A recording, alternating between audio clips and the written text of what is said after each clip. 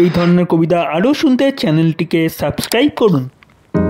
আমি যখন রোজ বিকেলে আঁকার খাতা নিয়ে আপন মনে ছবি আঁকি রং পেন্সিল দিয়ে, তখন আমার চোখের সামনে উঠোনের চারিপাশে র্যাপিড বইয়ের 22 পাতার সেই ছবিটা ভাসে।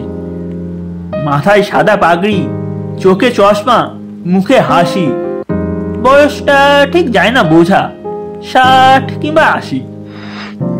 আঁকার পরে বাবার কাছে তার কথা রোজ শুনি। লেখাপড়ায় তিনি ছিলেন জগৎ সেরা গুণী, যার নামেতে যার কথাতে লুকিয়ে আছে জাদু।